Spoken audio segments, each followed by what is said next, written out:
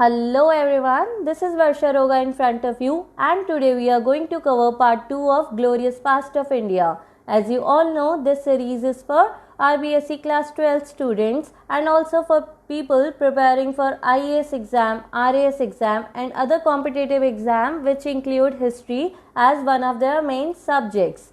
In lecture 1, we studied how history is dependent on various sources, evidences and proof, and we also studied the basic mantra of a historian, that is Namulam Likhyate Kimchit, that is nothing should be written without a base. In the first lecture itself, we studied how sources of history of India can be divided into two parts, literary sources and archaeological sources. In literary sources, we studied about religious literature and that too Brahmana literature in the first lecture. I hope you all remember Brahman literature, that is Vedic literature. In case if you don't, go back to the first lecture and revise the last 5-10 minutes in which we did a quick revision on that. So without wasting much time, we will go further. But as I start my lecture, I always give you instructions that you have to keep a pen and paper so that you can jot down things, extra information, plus keep a highlighter to underline what is important. And yes, before I begin my lecture, you have to subscribe my channel. Go back to my channel. Please subscribe. Jaldi se subscribe kare. Give a thumbs up if you like my lectures. And of course, your appreciations are always welcome. Your love and support keeps me motivating. So keep supporting, keep loving, subscribe my channels and share it to your friends. So let's begin. Buddhist literature played significant role in the reconstruction of ancient history of Bharat. That is, in the making of ancient history of Bharat, Buddhist literature has played a very important role, and most of the ancient texts or assets of Buddhist literature are three Pitakas. Three Pitakas are three in number. First is Sutta Pitaka, second is Vinaya Pitaka, third is Abhidhamma Pitaka. Let's see what are they. In very simple terms, in your book, it is written that they deal with monastic discipline, doctrines and philosophy of Buddhism. What does that mean? कि ये सारे जो three पिताकास हैं वो discipline, doctrine और philosophy से relate करते हैं बुद्धिज़्म की. ये बताते हैं कि क्या रूल्स एंड रेगुलेशंस है, क्या बुद्धिज़्म की थियरीज है और क्या इसके पीछे रियलिटी है, एग्जिस्टेंस है, क्या नॉलेज है बुद्धिज़्म का. पर कौन सा पिताका क्या बताता है? So first of all, Sutta Pitaka tells about the messages and sayings of Buddhas. It was written by Ananda in first Buddhist council at Rajgira. Second was Vinaya Pitaka. Vinaya Pitaka, it gave the messages of disciplines and customs of Buddhism. Okay, it was also written in first Buddhist council by Upali. Okay, you don't have to go in that much detail. मैं आपको just information के लिए बता रही हूँ. Abhidhamma Pitaka means which tells about the philosophy of Buddhism and it was written in third Buddhist council. ठीक है, अगर आपको लिखना है इनके बारे में तो आप थोड़ा बहुत jot down कर सकते हैं. Now the second important literature is Jatakas, stories. जैसे हम एक दूसरे को स्टोरी सुनाते हैं वैसे ही बुद्धिज़्म में स्टोरीज को जातकास बोलते हैं. ये स्टोरीज सारी बुद्धिज़्म की लाइफ में होती है, गौतम बुद्धा की लाइफ में होती है. कैसे उनका बर्थ हुआ, कैसे उनकी डेथ हुई, उनकी सोशल, रिलीजियस, इकोनॉमिक लाइफ के बारे में बताते हैं. These are 549 in numbers. Other Buddhist work in Pali language are Milinda Pano, Dipavamsa and Mahavamsa. First of all ये बात याद रखनी है, बुद्धिस्ट वर्क मेनली पाली में है या थोड़े बहुत वर्क संस्कृत में है, पर इनकी मेन लैंग्वेज पाली लैंग्वेज थी. ठीक है, पहला हमने पढ़ा three Pitakas, Sutta Pitaka, Vinaya Pitaka, Abhidhamma Pitaka. Second Jatakas, stories. Third is Milinda Pano, Dipavamsa and Mahavamsa. Milinda Pano was the conversation between Greek invader Menander and Buddhist भिक्षु Nagasena. Am I clear to you? इन दोनों के बीच में ये जो भिक्षु हैं नागसेन बुद्धिस्ट और ग्रीक इन्वेडर, उस टाइम मेनंदर आए थे इधर इंडिया को इन्वेड करने. ठीक है। तो उनकी मुलाकात हुई नागसेन से और इन दोनों के बीच में बहुत ही हाईली इंटेलेक्चुअल डिस्कशन हुआ about the philosophy of life, about the reality of life, the real knowledge, about the truth of existence, what is right, what is wrong, right, what is hell, what is heaven. इन सारी बातों में उनमें discussions हुए। दीपवमसा और महावमसा में लिखा हुआ है अबाउट द हिस्ट्री ऑफ सिन्हल द्वीप। सिन्हल द्वीप क्या है? श्रीलंका। कि कैसे अशोका ने बुद्धिज़्म फैलाया श्रीलंका में, ये मेनली इसमें दिया गया है। ठीक है, about the story of spread of Buddhism in Sri Lanka, that is Sinhala Dweep. Apart from Pali language, Buddhist text were composed in Sanskrit language too. महावत्सु एक संस्कृत लैंग्वेज का टेक्स्ट है बुद्धिज़्म का, जिसमें लिखा हुआ है गौतम बुद्धा की बायोग्राफिकल स्केच। ठीक है, क्या क्या है उसमें? उनकी बायोग्राफी है, उनकी पूरी जिंदगी की कहानी है। Whereas the author of Lalitavistara represented Gautam Buddha as the divine power. जहाँ माँ वत्सु ने उनकी बायोग्राफी लिखी, स्केच करी, वहाँ ही ललिता विस्तार में गौतम बुद्धा को एक डिवाइन पावर, एक ऑल माइटी बताया गया और उनकी लाइफ को ऐसे प्रेजेंट किया गया कि उनकी लाइफ में जैसे बहुत ही उन्होंने मिराकुलस वर्क्स किए थे, जादुई काम किए थे लोगों के लिए, है ना। उनको एक डिवाइन पावर बताया था उन्होंने। Then Manjushri Mulakalpa, Saundarananda and Buddhacharita by अश्वघोष। तो ये दोनों ऊपर के नाम याद ना हो तो भी चलेगा, ठीक है। बुद्ध चरित्र बाय अश्वघोष, ये याद रखना है। These give information of Gautam Buddha's life and their teachings. Now there are good and heroic references in the Buddhist work Divya वंदना। ठीक है, बुद्धिज़्म के बहुत ही अच्छे और हीरोइक वर्क्स को जो दिखाती है वो दिव्य वंदना में ये सारी बातें लिखी हुई है। भारतीय Buddhist text were translated in so many countries which have ample information about them. ठीक है, कि ये जो बुद्धिस्ट टेक्स्ट हैं ये बहुत सारी कंट्रीज़ में ट्रांसलेट किए गए हैं, ये आपको याद रखने की ज़रूरत नहीं है। बुद्धिस्ट लिटरेचर में हमें क्या याद रखना है? फर्स्ट ऑफ ऑल थ्री पिताकास, ठीक है। Second is Jataka stories. What are they about? They were 549 in number. Then Milind Pano. What is it about? About the conversation between Greek invader and the Bhikshu. Names याद रखने हैं। Mahavamsa, Dipavamsa. Then came Buddha Charitra by Ashwaghosh. These give information on the heroic life and the teachings of Buddha. ठीक है, उसके बाद दिव्य वंदना जिसमें heroic deeds थे Buddhism के, बस that's it. So next is Jaina literature. Jaina literature means Jain literature, ठीक है, Jainism से आई है। Jain literature too has enough historical material as Buddhist literature. जैसे कि Buddhist literature में बहुत historical materials available थे, वैसे ही Jain literature में भी थे।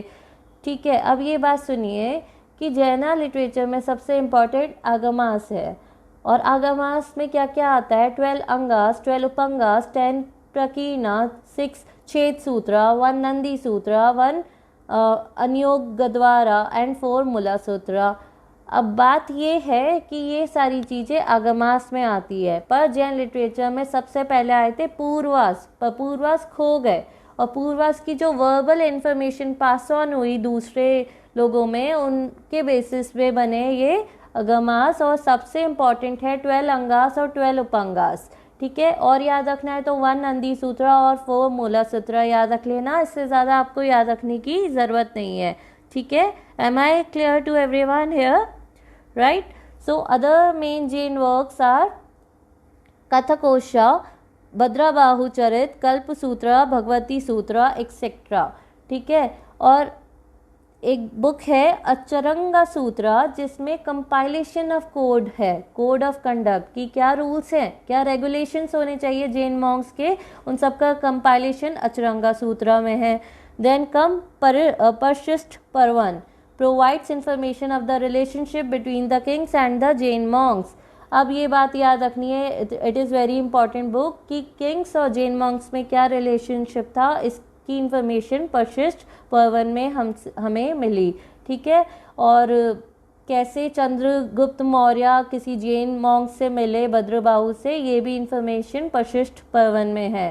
भद्रबाहु चरित्र details the events of the last days of the Chandragupta Maurya along with the Jain monk Bhadrabahu के फॉलोवर थे चंद्रगुप्त मौर्य। और इस बुक में भद्रबाहु चरित्र में ये बताया गया है कि कैसे उन्होंने अपने लास्ट डेज बिताए चंद्रगुप्त मौर्य ने। See, there is very famous tradition in Jain culture that in the last days of their life they shun all the food and water and all the worldly life and they go back to jungles. There they do तपस्या, वहाँ पर यज्ञ करते हैं, तपस्या करते हैं और भूखे प्यासे अपने शरीर का त्याग कर देते हैं। उनको लगता है कि इस तरीके से उनको मुक्ति मिल जाएगी।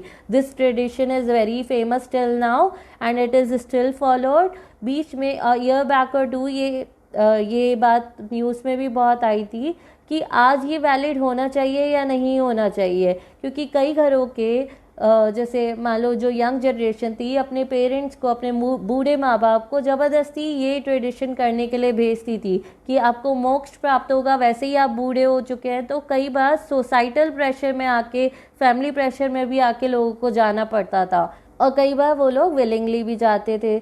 तो इस चीज़ पे डिबेट हुई। There is a term for it, I don't remember it now, you can search it on net, ठीक है।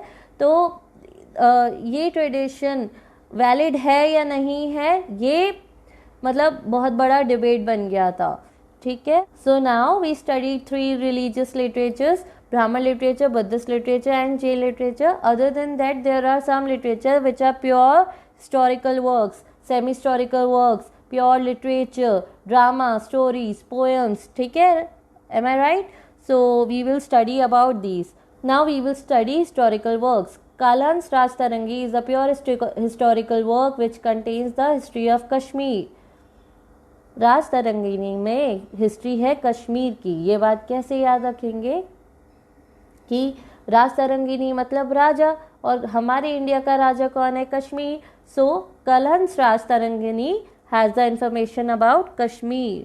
Another very important historical work is अर्थशास्त्र, composed by विष्णुगुप्ता, चाणक्य और कौटिल्य। बात कौन नहीं जानता कौटिल्य की अर्थशास्त्र। अर्थशास्त्र के बारे में तो हम सब ने बहुत सुना है। It was written in Sanskrit language, right? And it gives details on the administration, economy, social and religious life of the Chandragupta Maurya reign. Chandragupta Maurya के टाइम पे क्या एडमिनिस्ट्रेशन था, उनकी कैसी इकोनॉमी थी, कैसे सोशल और रिलीजियस लाइफ थी, इन सब की इंफॉर्मेशन हमें अर्थशास्त्र में मिलती है, ठीक है। इसके अलावा उन्होंने ये सारी बुक्स भी लिखी थी। कौटिल्य को इंडिया का माचियावेली भी बोला जाता था। ये सब आपको ध्यान रखना चाहिए। आपकी बुक में ज़्यादा इन्फॉर्मेशन नहीं है, but it is always good to know few things out of your book, right. Other than these works, biography related works are also available which provide simple information related to these kings। की बहुत सारी biographies भी available है जो kings के बारे में हमें information देती है, right। उनमें से कुछ वर्क्स हैं हर्ष चरित्र ऑफ बनाबाटा, गोदवाहू ऑफ वकापता, ठीक है। जो ये सब आपको याद नहीं रखना है, इतना सारा आपसे नहीं पूछा जाएगा, right.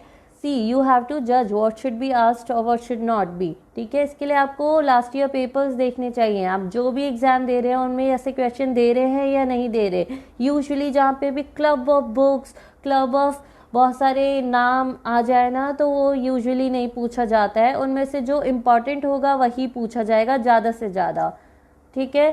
So now is pure literary works. Among these works many place, grammars, works, commentaries, poem, stories were composed. Pure literary works में क्या आता है? हम जब इंग्लिश लिटरेचर पढ़ते हैं तो क्या हमें पढ़ने को मिलता है? स्टोरीज, कमेंट्रीज, पोएम्स, यही तो सब मिलते हैं। स्टैंजर्स पढ़ते हैं हम, ठीक है। ग्रामर रूल्स पढ़ते हैं, प्लेस पढ़ते हैं, यही सब इसमें आएगा, ठीक है। They give information on the Kings social and economical life. इनमें से सबसे इम्पॉर्टेंट कौन कौन है वो मैं आपको बता देती हूँ, जो आपको अंडरलाइन करना है। Ashtadhyayi of Panini, Mahabhashya of Patanjali. पतंजलि वही है जो आप लोग सोच रहे हैं, ठीक है, जिसके प्रोडक्ट्स आप यूज़ करते हैं, इन्हीं के नाम पे पतंजलि रखा गया है।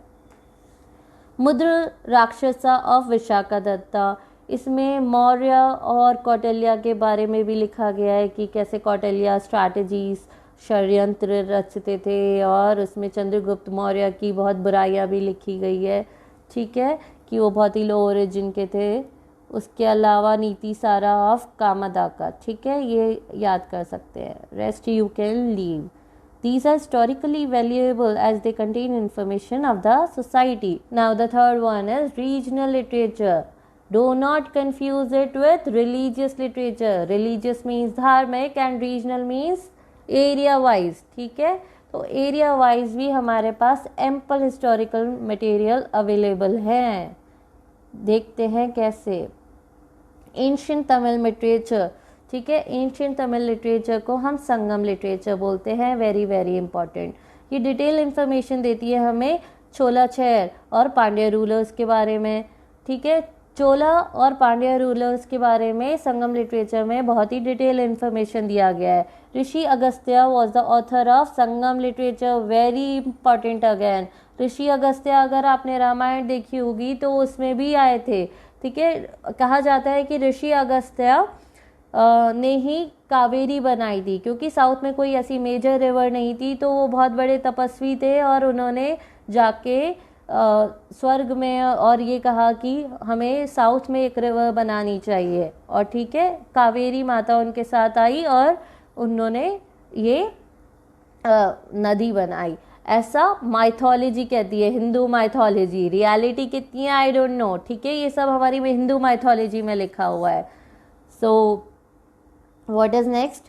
Telugu text Krishna Deva Rai Vijayam composed by Dhur Jati provides the details of the achievements of Krishna Deva Rai, the ruler of Vijayanagar Chand, ठीक है। क्लियर है कि ये जो कृष्ण देवा राय विजयम बुक है ये हमें कृष्ण देवा राय रूलर की इंफॉर्मेशन देती है। उसके बाद these are not very important, these are work of Rajasthani literature. If you want to take a look on that, you can Nancy की खायात ऑफ नैन्सी, बनकी दास की खाया, जो भी है ये सब पढ़ सकते हैं, right. This is all for today. We studied about Buddhist literature, about the three Pitakas, Sutta Pitaka, Vinay Pitaka, Abhidhamma Pitakas, Jatakas, which are stories and which are 549 in numbers. Then came the Pali literature, other Pali literature like Mahavamsa, Deepamsa about the history of Buddhism in Sri Lanka, Sinal Deep. Then Milind Pano about the discussion between Greek invader and Bhikshu, Buddhist Bhikshu. Then came other Buddhist works. Then Jaina literature. Jaina literature में अगमास आए, 12 अंगास, 12 उpangas, 1 नंदी सूत्र, 4 मूला सूत्र, ये सब आए, ठीक है। You have to remember all the facts and data. You can't do much about it. थोड़े बहुत ट्रिक्स अपना सकते हैं। If you don't get any tricks, please let me know. I will try to make you remember all these information. Okay, so with this we are done with all the important literature of religion, ठीक है। And other than religion we studied historical, pure literary, and third one was regional literature, ठीक है। So this is all for today from my side. If you like my lecture, give a thumbs up and share it to your friends Raman, Taman, Tina, Meena, and be happy, be safe. Goodbye.